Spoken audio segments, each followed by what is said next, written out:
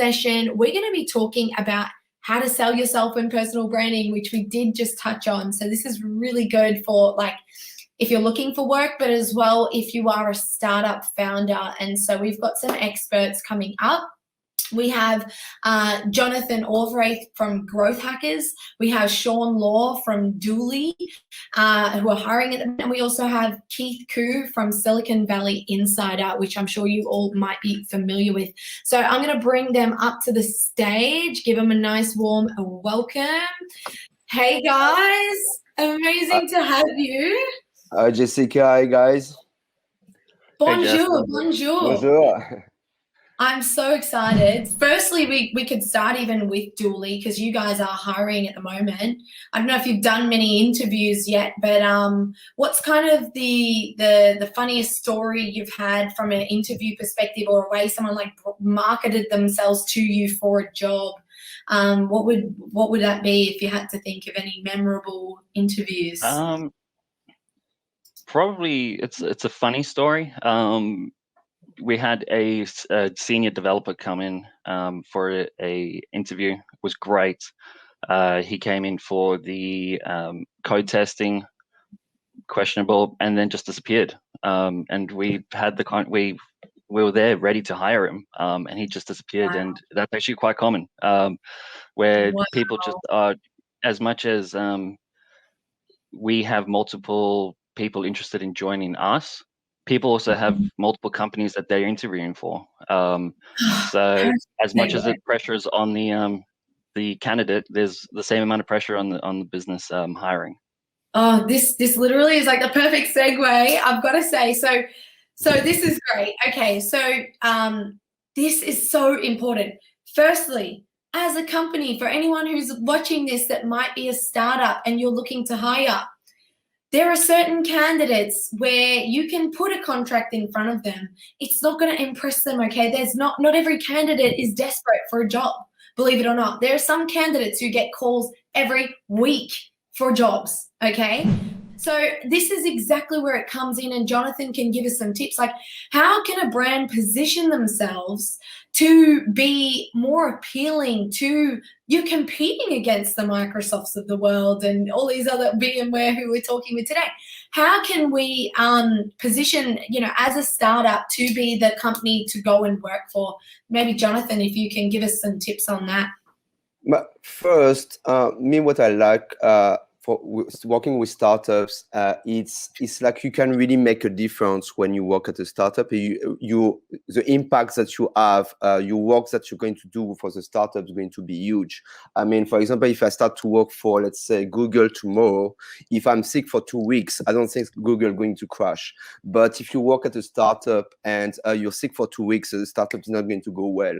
So the thing is, the impact you're going to do and the responsibility that you have at the startup is really challenging. It's also, it gives you so much motivation to work with. I think many startups should leverage this, saying that, oh, if you work with us, that's going to be challenging, but it's going to be so much motivating. It's going to be also, it could be fun. You're going to learn so much. So working as a startup, no matter your role, at the end you do everything. You do accounting, you do marketing, you do sales, you do community management, you do everything. You're going to learn so many skills, and really your work is going to make a really big difference. So you can see how important what you're doing. So I think startups, when they want to hire us, they should focus on this, like showing that, okay, working with us, you're going to learn so much, and you're really going to see your impact or your contribution, I would say. You raise a really good point, because there are candidates where it's not all about the money. So it is about what the work is that you're doing and the impact you have, or the societal impact too. Is there a specific way that you've seen businesses successfully showcase themselves, or whether it's their team company culture or something like that, that might allow them to stand out compared with other brands? I know you see some that get these newsworthy stories of having these wonderful slides and stuff, and that seems to also be kind of effective. Like, what would you give as a tip? We even see like behind the scenes stuff on the social media? Do you encourage that? Like, what are your thoughts on that? Have you seen any of these success stories of companies doing this very well, like promoting themselves more to job seekers and things of that nature? Yeah, I think it definitely depends on what the space is. So one of the companies that I've been an advisor to is in what we would say generically as the drone space. And drones were overplayed out. A lot of companies didn't do so well because they invest a lot of money in the actual design and hardware of a drone. And if you're in a hardware company, hardware space, that's really expensive. Their niche was in managed services. And so when you think about it, by creating partnerships and alliances with some of the biggest brands, the key there was that instead of investing our money or our Series A funds in developing hardware, we're able to focus on the software stack and integration with very well-known brands. And so that's why I'm just saying there's different avenues depending on the space you're in. One of the things I learned really early at most of my time at Cisco was to be number one or number two in every market that you enter. And so if you're a startup thinking about what is we'll refer to as a value scene, what is it that differentiates me from somebody else when everything sounds alike? So if you were to say, hey, I work for a UAV company or I'm in a drone company, it's going to sound like 20 other companies, and people are going to say, well, what's that about? When you start talking about the business model that we're monitoring critical infrastructure, we look at free highway monitoring, or we're checking out nuclear power plants, or looking an inch below the soil of a farmer, that becomes different. So that's my first advice, is to not just have a good idea, but figure out how you're going to differentiate, and then how you're going to be seen as a thought leader in that space. And I guess, so over to Jonathan, I'm interested to hear, like, what kind of strategies can both businesses and individuals use from a growth hacking perspective on like LinkedIn or Instagram? Are you seeing other apps being used? Like, you know, you've got TikTok, even like WeChat. Like, what other platforms are you seeing businesses or your clients, are they using? What's a top tip you could give someone to improve their company or their individual like LinkedIn profile? What would you say?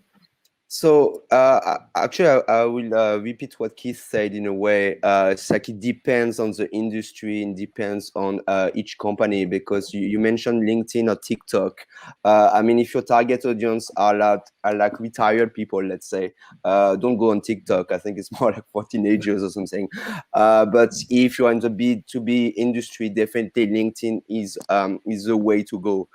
So really first think about who you want to your content to resonate with. Is it more like young people go to TikTok or Instagram? It's businesses, maybe go to LinkedIn and so on. Then to really grow on those platforms, no matter which one it is, I think it's really important to be yourself, to be authentic. I mean, you don't need to try to be someone else. It's okay if you are an introvert. It's okay if you are shy. It's okay if you like to go out. It's okay. Like, you share who you are. There's no shame in sharing who you are, and you're going to attract people that are interested in your personality or interested in your profile. But really, don't try to be someone else. If you love politics, share something about politics. If you don't like politics, don't share anything about politics. But really be yourself and build relationships. Don't try to automate. I mean, I know in growth hacking people say automate. I think for social media, you should not automate that much. Build relationship with people. I think it's a bit slower, but in the long run, it gets much higher impact. So build relationship with people in your industries. It could be your competitors, that doesn't really matter. Influencers in your industries, start talking to them, ask them questions, maybe share content with them, and so on. But really build a relationship and be authentic. And over to Sean at Dooley. I keep feeling like calling you Dooley. But Shawnee, tell us, I guess, your tip and your suggestion for someone for branding themselves. Is it important? Do you check out a LinkedIn profile before you interview someone? And also from partnerships with other brands, like maybe because as a startup, I mean, you guys, we're partnering up, right? There's certain brands, like how do you check out their site and their LinkedIn, and how do you validate that and show, oh, you know what, I do want to work with this company, or I do want to maybe hire this candidate? Go ahead. Yeah, definitely. My number one advice would be stop with the bullshit. Sorry for my language, but just be authentic, because you'll get caught out down the track if you're lying about something. Also, when it comes to social media, because if you're a company, you'd be stupid not to check somebody's LinkedIn, try and get on their Facebook, get on their Twitter, see what they're talking about, see who they are, see how they blend with, or how they treat other people in the comment sections. Very, very important. So my advice is, if you're not going to wear it on a t-shirt, don't post it. Really just be true to yourself, and just be proud of who you are. Like Jonathan was saying before, if you're an introvert or an extrovert, that's fine. It's perfect. Just be yourself. We often get recruiters coming to us trying to recruit for us, but we'd rather just go out on our own, work out who people are, get on the phone with them, get in front of them, just have that conversation. We're not very big on the whole, what's your past history? We couldn't care less if you come from the ASX top 25 or top 100. We couldn't care, just as long as you have something that is evident, like something that's evidential that you've done extraordinary. If you can show us you've done something, taken a leap, taken a chance, if that's worked or not, just make sure you've learned from it, and then work on it. Yeah, I think that you did mention there, honesty is the best policy. This is something I always have to have, even as a conversation with candidates, that, you know, we do a lot of the career coaching one-on-one, the interview coaching. And sometimes that question, we do the session and I say, okay, so tell me, why did you leave your last role, for example? And I think that sometimes some people, they try to maybe misconstrue a story, or just recently, you know, I deal with a lot of candidates that might have like had not a good experience with the finish up. So they say to me, oh, I'm just going to remove that whole job from the resume. Well, the problem with it is I'm a big believer that the truth really does come out in the end, and particularly with things like references, they don't realize we're going to check, you know, we're going to call up, we're going to do our checks. And it's just important that you be honest, because, and especially around your technical skills, actually, you know, people, because oftentimes you might have someone, they say, oh, I rate myself a 10 out of 10 with Python, and then you send them a technical test. And of course, fair enough, some people don't do well with testing. We are very understanding to each individual. Like I said, be yourself. We don't always expect an Einstein. We don't expect you to be a confident, extroverted person like maybe someone like myself. I have interviews with people who have all sorts of different abilities, capabilities, things that they struggle with. Even executives from time to time can have self-esteem type issues as well. But you need to own it. That's what we do as a company. We look for how people can complement our weaknesses. We're not like both myself and my co-founder. We're good at a lot of things, but we're not good at everything. Like number one, we're not good at writing content, so therefore we hired a content manager. We're not good. Well, we're not good at really that good at front end development, and we don't really find it as an interest. So we go ahead and we hire a front end developer, because that's what you need to do as a business. You have to be honest with your weaknesses, and then go forward and solve that in some sort of way. And most of the time, that's with help. Again, that's with mentors, with advisors, with past colleagues that you've worked with. Just rely on people that you've made connections with.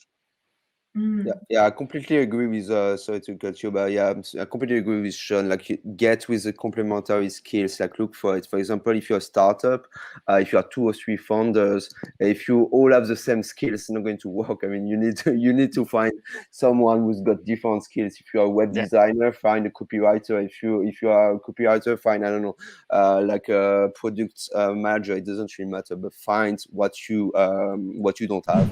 So I don't think when you think of an A team, I think it's very daunting to have every single person on the team as you're trying to scale as a start, to think that every single person on your team has to be an A player. Your core team has to be an A team. And this goes back to what Jonathan and Sean said, which is if you have enough self-awareness to know what you're good at and what you're not good at, and knowing that you'll be able to round out the team and be able to deliver a finished product successfully, that's more important than having every single member of your team being an A team player, because now you'll have an A team. It's just that they'll be distributed, and your core team is where all the crown jewels or the IP sits. Yeah, I actually do agree with you there. It is important to pick your team super wisely, diversify your team. And this is kind of like something that I know a lot of startups, sometimes they might, and it's really good. Everyone has their own hiring style, right? But obviously what we do, we work with so many brands, we work with startups, big companies, and we give them a different perspective. We open up a new talent pool, because what we do is the recruitment piece, right? So we help businesses simplify that, sell their brand, kind of position themselves to those top candidates, find them left of field candidates they might not have come across, find them candidates who are not actively looking for work, because that's what we do all day, every day. Those are the benefits, I feel, of working in a startup, right? So we're really excited about that, because at the end of the day, businesses, I believe, I don't know if you would agree with me here, but you are really only as good as your team. Your product, your service, it's only going to ever be, I believe, as good as your team. If you don't have the good engineers, how can you have a really good tech product? Like if you got rid of all of the engineers at Facebook, Google, whatever, and put them in a different company, promise you those companies will probably go down a bit, like a lot, probably completely, and then the other company will be amazing, right? So it's the people that's, I think, so important, and you want to nurture those people and, you know, give them the best sort of training and upskilling and kind of reskilling too. And gentlemen, I really want to say thank you so much for taking the time out of your day. It's been so fascinating to hear about this marketing world that we live in and the new touchless screens of the future. Yeah. Yeah. Thank you very much that goes for having Thank you us. very much. Great meeting you. Cool. Thank you very much.